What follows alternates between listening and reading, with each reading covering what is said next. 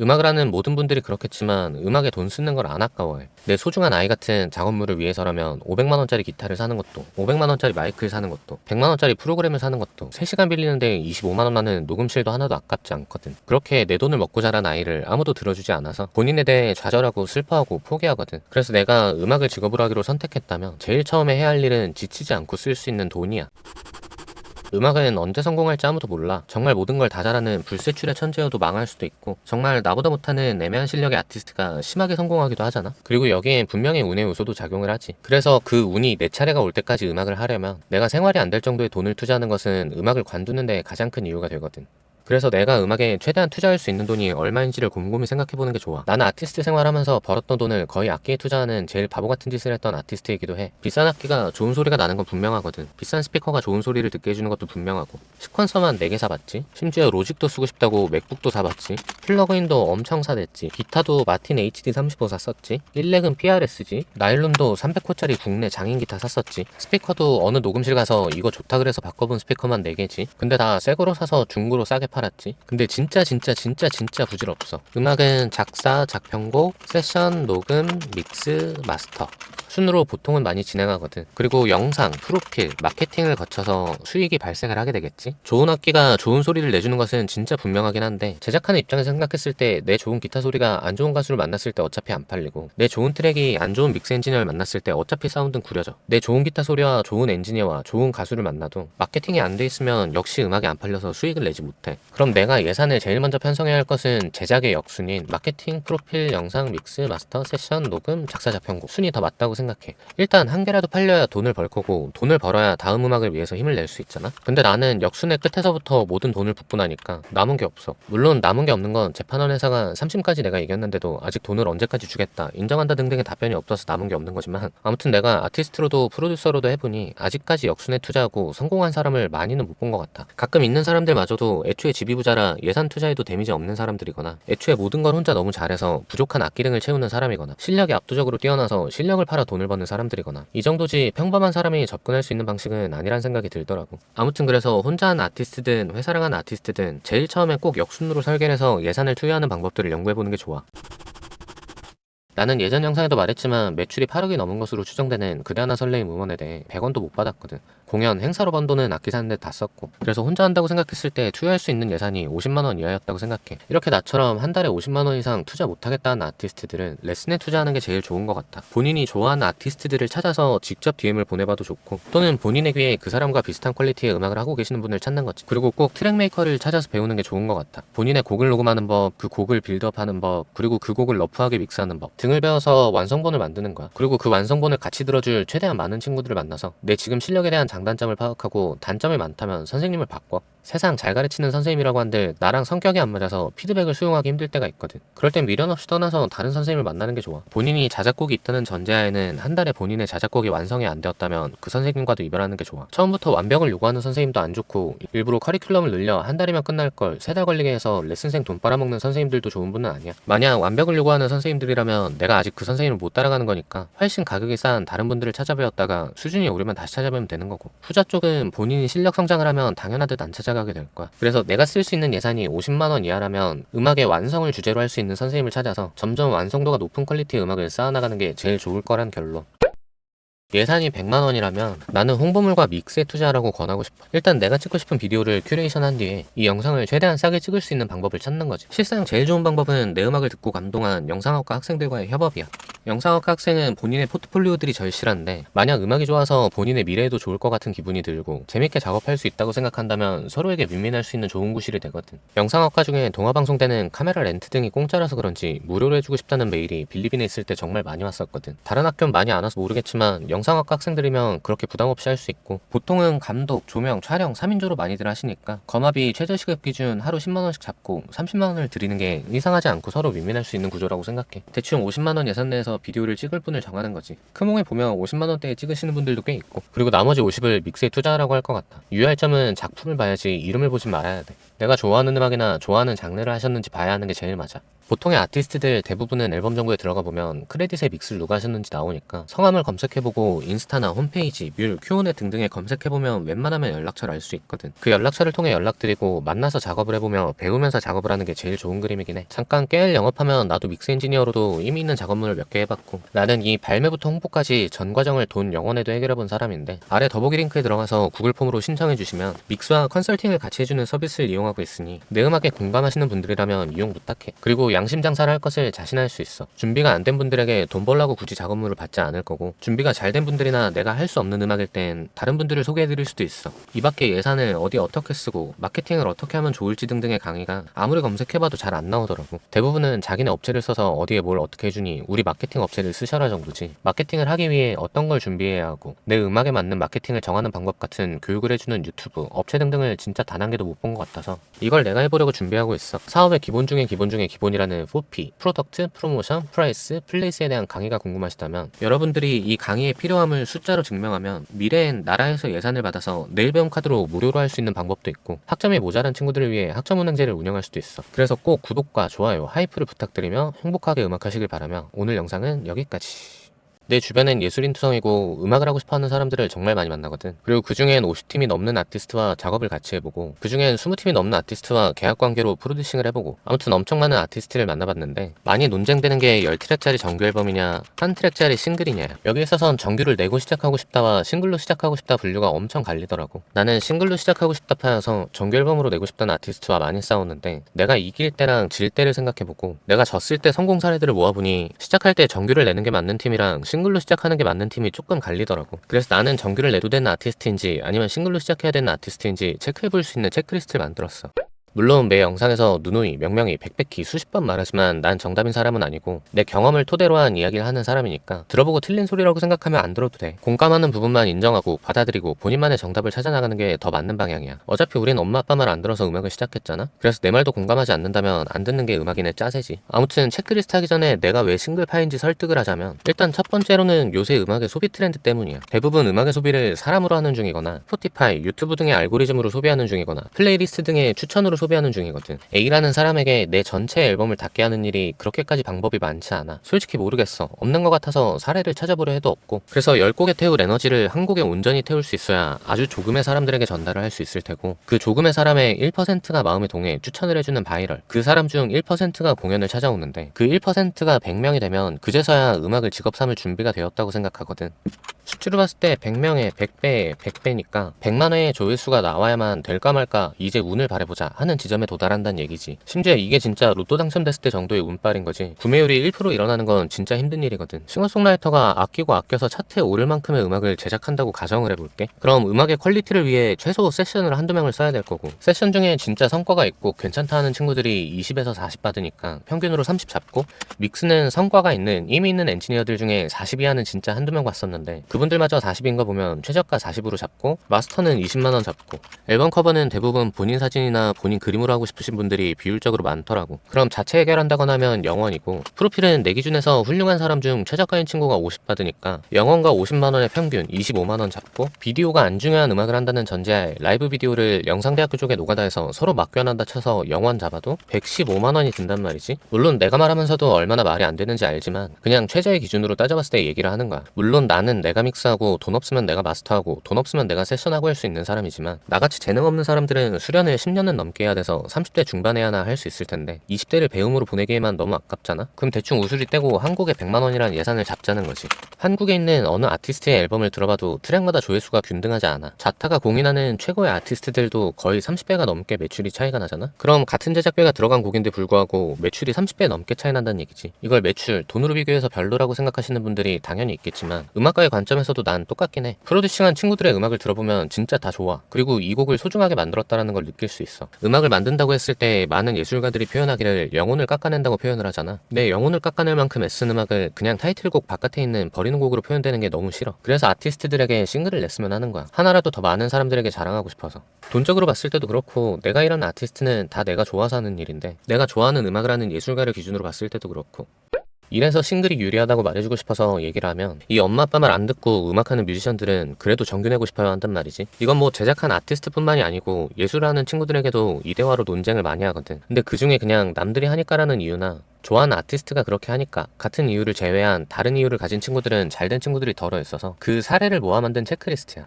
바꿔 말하면 내 기준 정규 EP 앨범으로 시작해도 성공할 거다 라는 아티스트의 기준이라고 생각하면 될 것 같아. 곡이 많다라는 것에 대한 이야기는 그냥 데모, 스케치가 많은 수준을 얘기하는 게 아니고 음악이라고 부를 수 있는 최저 퀄리티의 스케치가 20곡 이상 될 때의 얘기야. 아시다시피 곡이란 게 나올 때는 엄청 잘 나오고 안 나올 때는 엄청 노력하고 잠 안 자고 별짓을 다 해도 안 나오는 게 곡이거든. 잠깐 딴 얘기 하나 해주면 이렇게 곡이 안 나올 때 곡을 나오게 하는 루틴들이 작가님들마다 다르고 나도 곡이 안 나올 때가 정말 많았어서 이 사람 저 사람에게 많이 물어보고 그 사람들 쫓아서 따라해보고 했거든. 그 방법들을 몇 개 공유해주면 산책하기, 포스트잇에 주제만 적어놓고 변기에 붙여넣기, 드라마나 영화 같은 거 보기, 어릴 때 좋아하던 음악 듣기, 핸드폰 노트 같은 본인의 메모장 돌아보기 정도인 것 같더라고. 이 모든 방법들은 곡을 쓰려고 하지 않는다야. 악기나 컴퓨터 앞에 앉아서 해야 돼 하는 강박보다는 멍 때리고 있을 때 무의식에서 툭 때리는 것들이 생기는 원리지. 근데 그 멍이 감정을 올라오게 하는 방향이어야 돼서 쇼츠나 예능 같은 건 효과를 보는 사람을 단 한 명도 보지 못해서 앞서의 방법을 먼저 추천할게. 무중력이라는 밴드 하는 김현이란 친구도 내 기준에선 가사를 엄청 잘 쓰는 친구인데 얘랑 김필선은 책을 읽는다고 했어서 책 읽는 것까지 포함할게. 아무튼 다시 원래 얘기로 돌아와서 우리는 적어도 3년간의 레이스를 해야 하는데 3년간 아무리 못해도 20곡 정도는 발매해야 대중들에게 인식할 수 있다고 생각하다 보니 20곡 정도의 예비 분량이 있는 친구들이라면 5곡 정도의 EP나 10곡 정도의 정규로 한다고 해도 이해할 수 있게 됐어. 다만 본인이 지금 쓴 곡이 5개인데 5개 묶어서 EP 내고 싶다라고 하는 친구들은 나는 진짜 결사 반대긴 해. 언제 또 영감이 떠오를 줄 알고 그 좋은 음악 4개를 사람들이 안 듣게 하려고.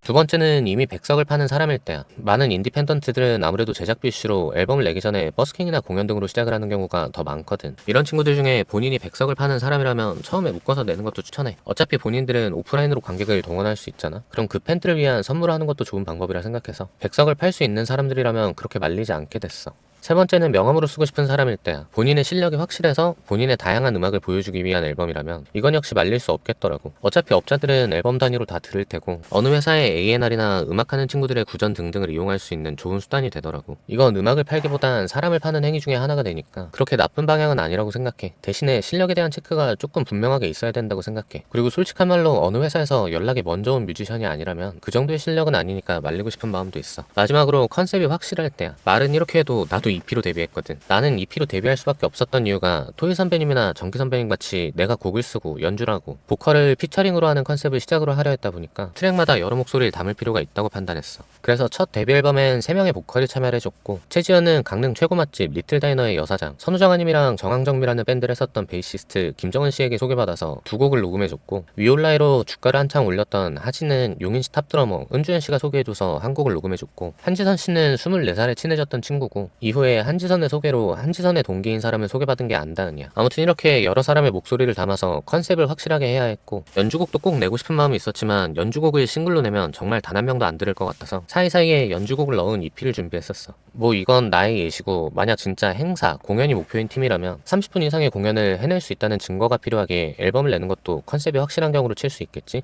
아무튼 이 4개의 체크리스트 중에서 2가지만 만족하면 싸우는 대신 제작비를 아끼는 쪽으로 새로운 싸움을 시작하지. 줄 건 주자는 마음으로 앨범의 어떤 노래는 세션을 안 쓴다거나 내지는 10cm 선배님들의 죽겠네처럼 보너스 트랙의 냄새로 집 녹음을 진행한다든지 등등으로 기획의 노선을 같이 짜보거든. 그래서 다들 나랑 일하지 않더라도 혼자 일하거나 다른 회사랑 일하더라도 4가지 체크리스트 중에 2개를 만족하는지 생각해봤으면 좋겠어. 나는 가급적 평생 음악을 하고 싶은 사람이라 얇고 길게 내가 좋아하는 음악을 골라 같이 일하고 싶은 게 내 꿈이거든.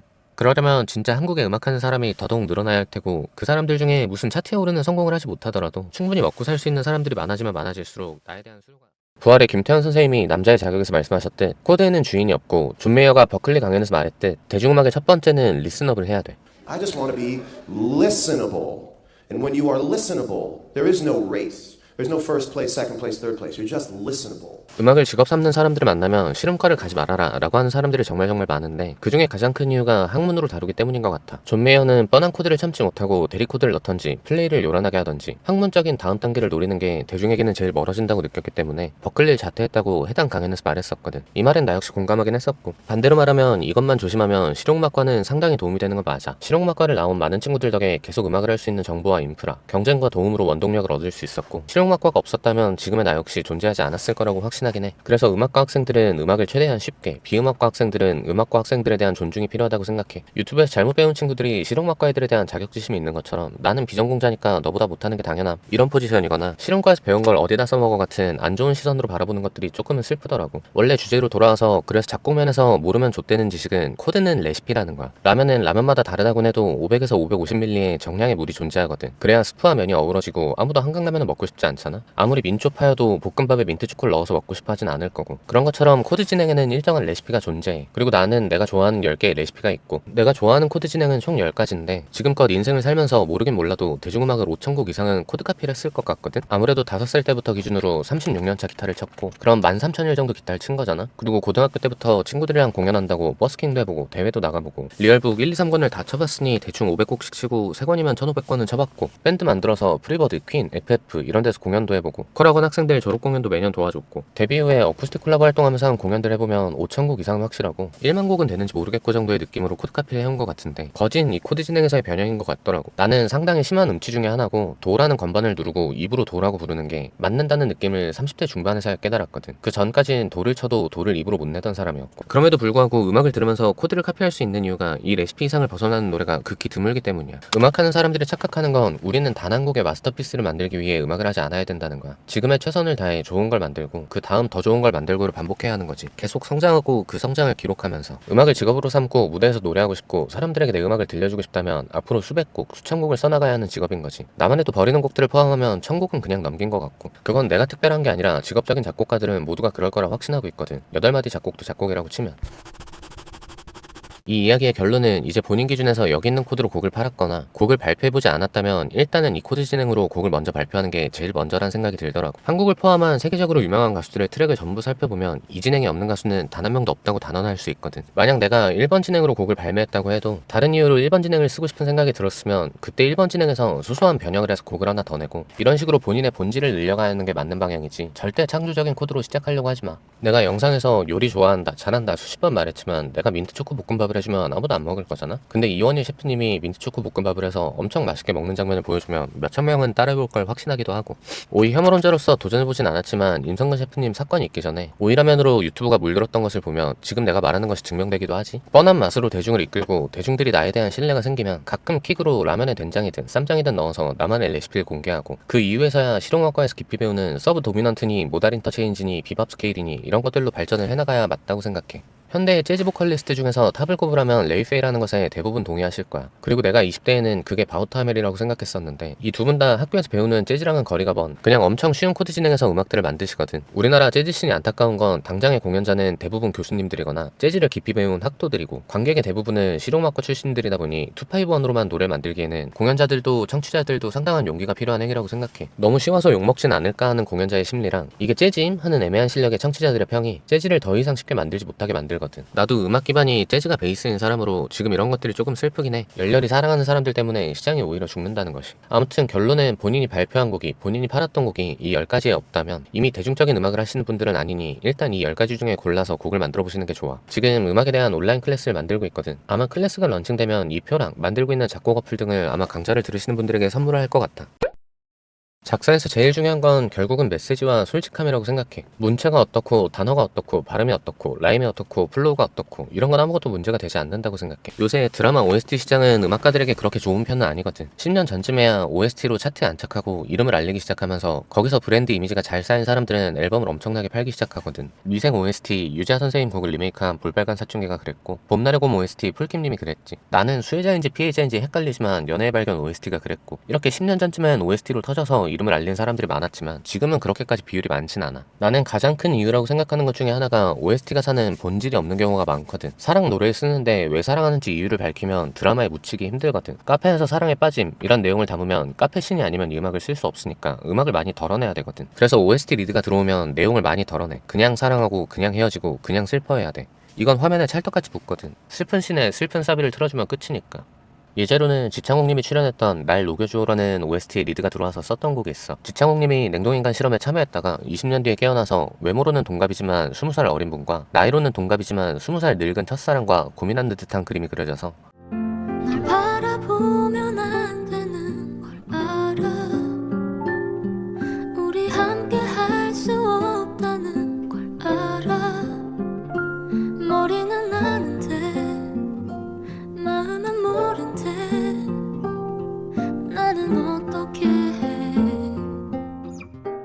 라고 가사를 썼어. 이렇게 드라마 내용은 싹 덜어내고 쓰려고 노력했는데 이게 날 녹여주에선 채택이 안 되고 사랑은 뷰티풀, 인생은 원더풀에 실렸어. 어차피 슬픈 장면에선 똑같은 짝사랑 가사다 보니까 다른 데서 사용이 되더라고.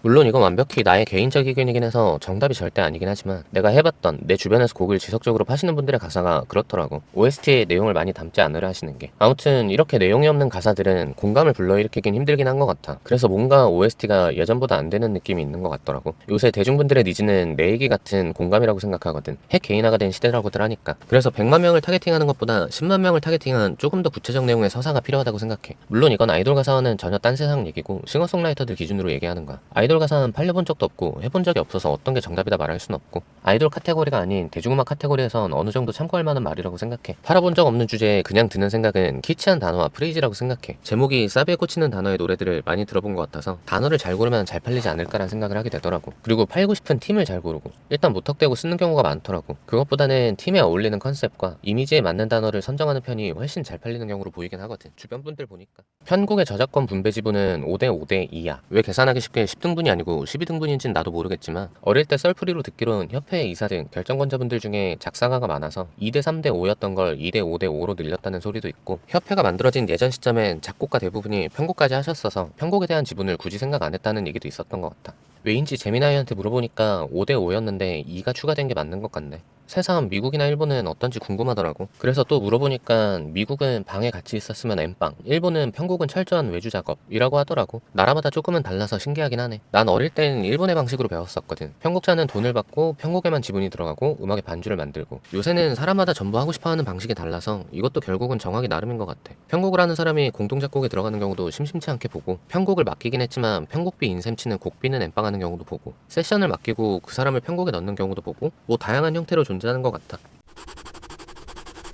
문제는 이게 정답이 없다는 거야. 1번의 경우로 일을 시작했거나 배운 사람들은 작곡에 안 넣어주면 삔또가 상하고 2번의 경우로 일을 한 분들은 돈을 안 나누는 작가들도 있다고 생각하면 삔또가 상하고 근데 이걸 어떤 게 정답이고 어떤 방식이 맞다라고 주장하기가 너무 힘들어. 나는 작사가로서도 직접 일을 해봤고 작곡으로만도 일을 해봤고 편곡만으로도 일을 해본 입장에서 작사가인 내 입장에서 보면 작곡도 편곡도 반주일 뿐인데 내 지분을 더 떼어주는 것이 말이 되냐도 성립되는 논리고 편곡의 일이 사실은 제일 육체노동인 것은 맞거든. 그래서 편곡의 지분이 너무 적다라는 것도 맞아. 그래서 말하고 싶은 건 그냥 나만의 정답을 만들고 그 정답에 공감하는 사람과 일을 하면 된다는 생각이 들더라고. 나는 그래서 미국의 방식 중에 아래 유행한다는 그 자리에 있으면 같이 한 거 맞음 느낌으로 엠빵하는 것을 제일 선호하는 사람이더라고. 그리고 그냥 다른 사람들이 이렇게 하더라 라는 게 확인된 방법이라면 그냥 수능하기로 했어. 그래서 여기에 적어놓은 방법이라면 그냥 주체자 마음이라는 생각으로 하고 대신에 내가 정말 노동이라고 생각하거나 정말 하기 싫은 일은 안 하기로 정한 거지. 예전에도 말했지만 나는 재능이 그렇게 있는 사람이 아니라서 아이돌 음악 트랙 찍는 걸 그렇게 공부했는데 내가 레슨하던 친구들보다도 못하더라고. 특히 퓨처베이스니 저지클럽이냐는 댄스 계열의 음악들의 트랙을 하는 게 진짜 남들보다 시간을 배로 쓰고 크게 와닿지도 않아. 그래서 이쪽 일은 안 하기로 마음을 먹었어. 이런 게 하기 싫은 일이지. 잘하지도 않는 일을 시간 쓰고 노동하고 편곡에만 이름 들어가고 지분이 작고 편곡비 엠빵하고 이러면 스트레스 받을 것 같아.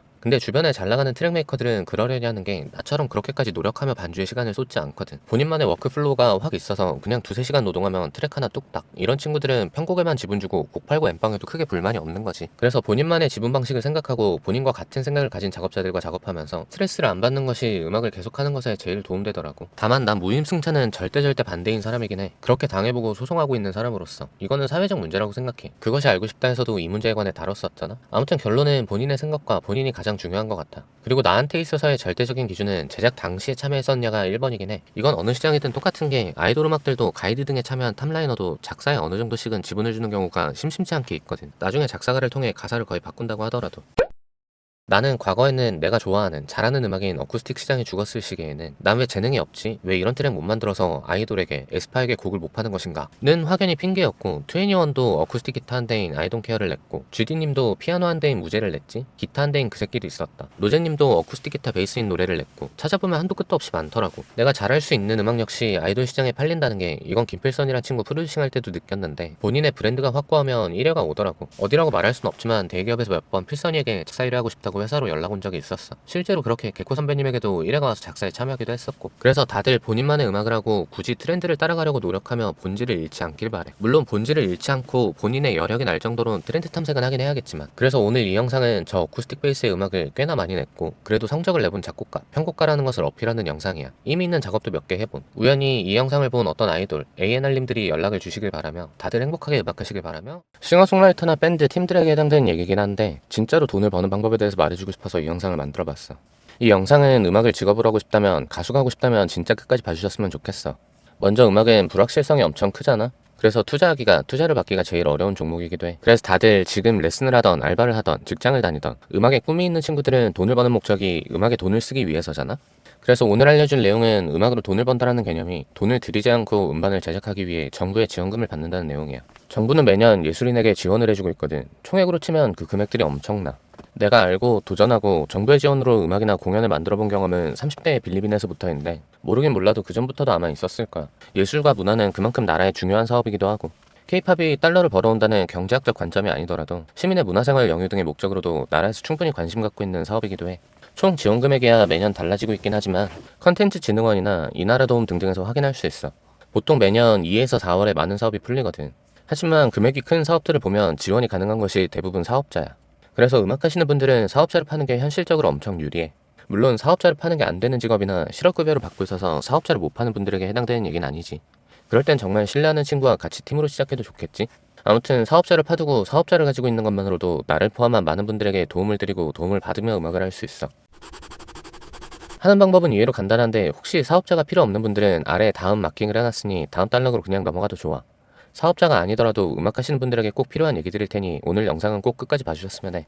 일단 사업자를 만드는 것에 대해서 어렵게 생각하지 말고 그냥 무료 AI 아무거나 켜서 물어보고 하나씩 시키는 대로 하면 돼.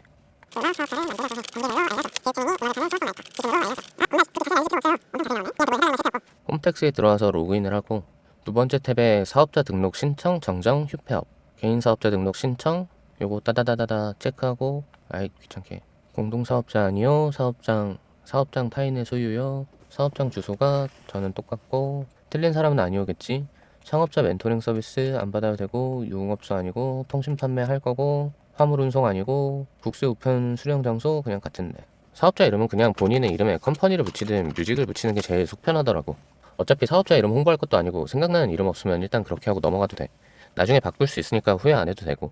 성함이 막 장영표 씨여갖고 JYP 이런 것만 아니면 그냥 아무거나 지으면 돼. 오디오 출판해도 되고 1인 크리에이터로 해도 되고 미디어 컨텐츠 창작 해도 되고 어차피 업종은 나중에 하나씩 추가할 수 있어서 5개까지도 추가하는 사람 많으니까 사업자는 처음에는 간이를 하는 게 세금을 덜 떼서 좋겠죠. 다만 간이는 내가 알기로 2,500인가 넘으면 자동으로 과세자로 바뀌고 종교단체 아니고 사이버몰 할 거면 입력에 홈페이지 입력하고 다음 이동. 참고로 사업자 등록지는 주인의 허락을 받고 해야 돼. 안 되면 본인의 작업실 또는 공유 오피스 등을 이용하는 경우가 있어. 이렇게만 하면 사업자 등록이 완료돼. 진짜 별거 없지? 나는 이미 사업자가 있어서 끝까지 보여줄 수가 없거든. 나보다 AI가 엄청 열심히 잘 설명했으니 보면서 하는 게 더 도움될 거야. 대표자가 뮤지션 본인이고 본인이 제작할 생각이라면 대중문화예술기획업은 안 들어도 돼. 나야 뭐 내가 직접 제작하고 싶은 아티스트가 있으면 패닉버튼이나 컬러톤즈나 나보다 훨씬 좋은 회사인데 여기랑 같이 하면 될 것 같아서 굳이 대중문화예술기획업을 안 땄었는데 예전에 계속 말했던 것처럼 예술 관련이지만 음악은 덜 건들고 쌉쌉 실무만 알려주는 기관을 만들고 싶어서 유튜브를 시작하면서 따려고 생각했고 이제 좀 여유가 생겨서 나도 미리 따려고. 아무튼 사업자가 있다는 전제하에는 매년 2월에서 4월에 콘텐츠진흥원에서 앨범 제작 지원이란 프로젝트가 뜨거든. 음반 제작 지원도 있고 공연 제작 지원도 있고 패션도 있고 지원 공고 상단에 종료된 사업을 보면 작년 것을 볼 수 있는데 이 양식이 거의 바뀌거나 하진 않거든. 그래서 미리 써보고 미리 대비하고 본인의 음악에 대한 플랜을 짜보는 게 좋아. 사실 이번에 수진이 춤 앨범으로 제작 지원을 넣었는데 떨어지긴 했거든. 그렇다고 내가 매번 안 되지는 않고 빌리빈에 있으면서 3억짜리 된 적도 있고 7천짜리도 된 적 있었고 그렇게 공연이나 앨범 제작으로 아티스트에게 도움을 줄 수 있었던 것 같아. 그럼 이제 우리는 음악하는 사람이니까 5천만 원을 지원해주는 음악 양식을 다운받아서 가상의 인물 아까 잠깐 말했던 장영표 JYPC로 지원 양식을 가상으로 한번 써볼게.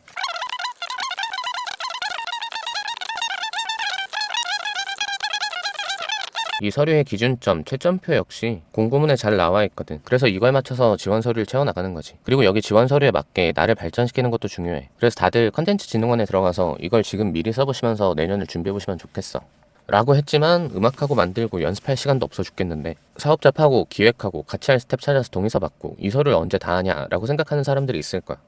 그런 사람들 중에 음악에 정말 자신이 있다면 나에게 메일을 보내보면 좋겠어. 나를 고용하면 되잖아. 내가 믹스 스킬이 딸리는 것도 아니고 기타 세션 스킬이 딸리긴 해. 박신원이나 송현종이나 장성일이나 장현우나 적재님이나 김동민님이나 이태욱님이나 홍준원 선생님이나 샘리 선생님이나 함준원 선생님이나 아니 존나 많네. 하여튼 그래서 믹스로 나를 고용하고 내가 있는 회사들을 마케팅으로 고용하고 나머지 금액을 어떻게 슬기롭게 쓰고 어떻게 홍보할지 컨설팅까지 해줄 수 있잖아. 그리고 만약 지원 사업이 되지 않더라도 정보평가에서 못 본 당신들의 가능성을 봐줄 수 있는 회사도 내 주변에 여럿 있어. 다만 나도 귀가 남들보다 많이 높은 편이긴 해. 그리고 어쩔 수 없는 직업적인 뮤지션이니 내가 좋아하는 음악을 하겠지. 그래서 무턱대고 메일 보내주신다고 아무나 하진 않을 것 같아. 그리고 나도 이 영상을 내가 좋아하는 아티스트에게 보내고 지원 사업이 될 것 같은 아티스트에게 보내는 용도로 촬영하고 있어. 나랑 같이 음악하자. 나 그래도 어쿠스틱 콜라보라는 팀으로 실적이 있어봤고 회사 PD, A&R로 있으면서 20팀 정도 제작해서 실적이 있어봤고 작곡가, 퍼블리싱에 가입하고 세션, 편곡 활동도 조금 해봤고 주변엔 음악하는 사람, 제작하는 사람 투성이고 지원 사업이 통과돼서 음반 만들어보고 공연 제작도 해본 경험이 있으니까 아마 내가 당신들의 음악에 피해를 끼치진 않을 거야. 그리고 나랑 일해본 애들은 알겠지만 내가 납득할 수 없는 것들도 그냥 하게 많이 하고 있어. 나도 내가 정답이 아닌 사람인 걸 너무 잘 아니까.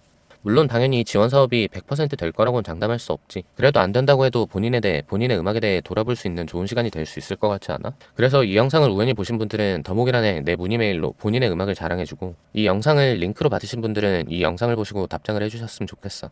아무튼 오늘은 지원 사업에 관해 얘기했지만 사업자가 있다면 음악에 대한 유통도 홍보도 모두 더 유리한 곳에 있는 것은 확실하니까 조건이 되는 분들은 사업자를 차려보라고 하고 싶어. 했다가 아니다 싶으면 휴업, 폐업하면 되고 물론 다시 말하지만 여러 이유로 사정이 안 되는 사람들은 제외야. 실업급여를 받고 있거나 회사에서 반대하거나 등등. 이런 분들도 사업자 없다고 좆되는 건 아니니까 안심하시고 매 영상 말하지만 이건 정답이 아니니까 모두 본인만의 음악, 본인만의 길을 찾으셔서 행복하게 음악하시길 바라며 오늘 영상은 내가 매일 말하는 게 뮤지션은 개인 사업자잖아? 식당을 하든 미용을 하든 택시를 운영하시든 카페를 하든 인터넷으로 옷을 파시든 등 완전히 똑같은 내가 음악이란 제품을 아무리 잘 만들어도 파는 방법을 알아야 팔릴 거고 4대 보험 없이 온전히 내 책임이고 수입이 일정치 않은 나하기에 따라 달린 금액인 거지. 얼마 전에 웨딩 플래너 상담을 한번 받았는데 웨딩 관련 사진, 의상 등등은 국가에서 가격을 어느 정도 정해주더라고. 이 정도 가격이면 적당한 거니 이 정도 가격에 하셔라. 기준치의 금액을 설정해 놨더라고. 요새는 안 하시는 분들도 많지만 온 국민이 이용하는 걸 전제로 할 만큼 결혼이란 사업은 수요가 많다 보니 이렇게 적당한 가격이라는 것을 한국소비자원에서도 정해주는 것 같아. 근데 음악은 정해진 가격이란 게 존재하지 않아서 내가 얼마 받아야 하는지 상대방에게 얼마를 줘야 하는지 등등을 다들 너무 어려워하거든. 그래서 오늘은 드라이하게 가격에 관해서 얘기해보려고. 나는 내가 어떤 물건을 사든 상품에 관해서 기준이 있는데 제품의 원재료, 제품의 퀄리티, 제품의 브랜드 가치라고 생각하거든. 다들 아마 생각해보면 똑같을 거야. 한우냐 미국소냐 투풀이냐 원풀이냐 백화점이냐 아니냐에 따라 가격이 갈리고 옷의 원단이 무엇이냐 마감은 잘 돼 있냐 옷의 브랜드가 뭐냐에 따라서도 가격 기준을 잡더라고. 음악도 마찬가지인 게 가지고 있는 실력이 원재료를 얘기하는 거고 가지고 있는 장비가 퀄리티를 얘기하는 거고 내가 해온 기록들이 브랜드 가치를 만드는 거랑 똑같거든. 이건 뭐 아마 직접 해본 적 없어도 요식업, 카페, 패션, 부동산 다 똑같다고 봐. 살짝 다른 건 카페라고 커피 맛이 엄청나게 좋아도 싼 브랜드의 대명사, 메가커피, 컴포즈 커피 등등에 밀려서 망하는 가게들이 많으니까. 그래서 요새 카페들은 전략을 바꾸고 있는 추세지. 퀄리티를 인테리어에 때려박고 사람들이 먹는 음식보다는 사람들이 머무는 공간에 신경을 쓰는 카페들이 살아남더라고. 아무튼 우리가 가진 음악을 만들 때도 똑같은 것 같아. 처음에는 실력발로 사람들에게 알려지면 장비를 하나둘 사서 퀄리티를 높여서 일을 하다가 나를 찾는 사람들이 많아지면 어우 힘들어 못해먹겠다 할 쯤 가격을 겁나 올려. 이래도 할래? 이래도 살래? 같은 느낌으로. 명품이 그런 것 같아. 이건 온전히 내 생각인데 명품에선 정말 말도 안 되는 제품이 나올 때가 있잖아. 클립이라든지 이케아 쇼핑백 같은 거라든지. 음악하는 사람들도 너네 이래도 날 부를래? 라는 느낌처럼 가격을 엄청 올리시는 분들이 있는데 그래도 찾을 수밖에 없는 게 이게 브랜드의 가치지. 그리고 브랜드는 어쩔 수 없이 브랜드 값을 해. 누군가가 피처링 해줬다라는 이유만으로 음악을 들을 명분이 하나 더 생기는 셈이니까. 그래서 본인이 얼마짜리느냐를 먼저 정하시면 좋겠어. 그리고 그게 대학 실력이 아니었으면 좋겠어. 난 뭐 대학은 안 나왔지만 기타를 35년 차, 데뷔 16년 차야. 세션을 몇백 곡 해봤어도 나보다 기타 잘 치는 의사 선생님도 계시는데 뭐 실력만 가지고 팔기엔 잘하는 사람들은 매년 튀어나오고 그 사람들과 실력으로 비비기엔 우리가 부족한 건 사실이거든. 그럼 실력이 아닌 뭘 팔아야 되냐? 그게 경험과 기록이라고 생각해. 그래서 아직 내가 밝힐 만한 경험이 없다면 최저시급 기준으로 돈을 받는 게 본인에게 좋을 거라고 단언할 수 있어. 그냥 예를 들어볼게. 내가 막 2천만원짜리 기타, 프랙탈 FX에 페달보드 1,000만원어치 맞추고 오디오 인터페이스도 좋은 거 사서 장비가 좋아. 그리고 하루에 녹음을 한두 개 하면서 쉴 수 있어 라고 한다면 하루 일당 10만원에 장비 이용값 10만원 해서 대충 20만원에 녹음을 해주는 거지. 실제로 그래서 뮤레는 10만원, 20만원 선에서 거래가 되고 있는 것으로 보이고 근데 만약에 다른 세션들과 비교했을 때 실력은 안 딸리는데 장비가 딸린다? 그럼 이제 가격을 싸게 받는 거지. 그렇게 내 경험이 쌓여나가면 내가 세션 한 곡 중에 어떤 곡이 터져서 내 작품을 듣고 연락 오시는 분들이 있고, 이전에 나를 써주셨던 분들이 재구매를 해주시는 분들이 있고, 이분들의 입소문으로 연락이 엄청 오기 시작해. 그럼 그때 야금야금 올리는 거야. 명품을 따라서 이래도 살래의 전략인 거지. 가격은 그렇게 올리는 거야. 공연 역시 똑같이 생각하면 편하더라고. 일단 나한테 드는 최소 비용을 10만 원을 잡는 거야. 그리고 공연을 나갈 때 MR 플러스 나 이런 식으로 딸랑 나 하나가 가정하다고 생각했을 때 하루 일당 10만원, 세션비 10만원 으로 계산하고 최저 가격을 정하는 거지. 내가 10인조라면 300만원이 최저 가격이 되는 거고 3인조라면 대충 100만원이 최저 가격이 되는 거겠지.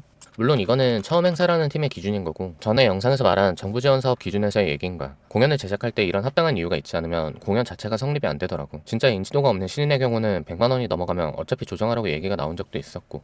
우리의 행사 단가를 올리기 위해 필요한 건 일단 단독 공연이야. 회사에선 이걸 대관 공연이라고 부르는데, 대관을 해서 공연을 한 흔적을 남겨놓는 거지. 네이버에 인물 정보들 보면 공연의 최근 공연 기록들이 남잖아. 회사에서는 이걸 기준으로 개런티를 생각하거든. 100석을 팔았다? 66,000원이다? 그럼 매출이 660만원이다. 대관비, 장비 렌탈비, 스태프비 등 50% 공제하면 순이득 대충 300만원이다 라는 계산이 서고, 업체 입장에서 바라볼 때 이 아티스트를 불러서 내가 남겨먹으려면 최대 250만원 개런티를 생각해야 한다는 거지. 그래서 인디 레이블 기준으로는 이 금액이 넘어가면 부르고 싶어도 못 불러. 단가가 안 나오니까. 가끔 어떤 아티스트들 보면 내가 예상한 금액의 2배 이상을 불러서 못 부른 아티스트들을 보는데, 그 아티스트들은 1년에 한두 번 공연을 하게 되더라고. 1년에 버는 돈을 총 단가로 볼 때도 손해고 본인의 기록을 남기지 못하기도 해서 손해야. 물론 이 계산식은 아이돌들은 예외라고 생각해. 에스파가 1만 명을 모을 수 있다고 2억 5천의 개런티를 주면 업자 입장에서 남는 게 당연히 없을 테고, 그리고 보통은 아이돌들의 구매층은 10대가 더 많고 콘서트 티켓의 단가가 너무 세다 보니 콘서트를 보러 갔다 온 관객이 페스티벌이나 행사까지 따라올 수 있는 팬이 많진 않고, 나나 내 멘토들이 아이돌을 불러서 공연 감독을 한 걸 본 적은 없어서 아이돌은 어떻게 기준을 잡는지 모르겠네. 뭐 어차피 우려하는 다른 시장일 테니 크게 신경 쓰지 않아도 되는 부분인 것 같긴 해. 그리고 내 믹스 가격에 관해서도 설명을 하면, 일단 한국에서 믹스를 활발히 하셔서 믹스로만 밥벌이를 할 수 있다 라고 하는 S급 엔지니어들이 100만원에서 150만원 정도 받으셔. 그리고 뮤리나 큐오넷 등 아까 말한 브랜드의 가치인 경험과 경력이 없는 엔지니어들이 10만원에서 20만원을 받으시지. 그래서 이거의 절반 가격을 잡고 일을 하고 있어. 내 브랜드가 방금 말씀드린 S급 엔지니어분들까지는 안 돼도 나는 그분들이 드리지 못하는 업계 정보들이 유통, 홍보, 마케팅에 관해서와 앞으로의 본인들 음악에 브랜드에 도움을 줄 수 있는 사람이니까. 결국 제일 중요한 건 기록이야. 기록을 남기기 위한 실행이고, 나의 기록이 나의 가치를 올려주고 그 기록들이 나를 성장시켜주거든. 어떤 것들이든 간에 실행해보지 않으면 모르는 지식들이 생기기도 하고, 나 혼자서 4, 50곡을 썼던 20대 초보다 5곡을 레코딩한 24살에 배운 게 훨씬 많고, 발매하고 사람들의 반응을 보고 배우고 얻은 것들이 너무 많으니까. 현재 본인의 실력이 어떻든 일단은 실행하는 것이 제일 중요하다고 생각해. 이게 시작이 반이다라는 진정한 의미이기도 하고, 분명 당신들을 비웃는 사람들이 있을 거야.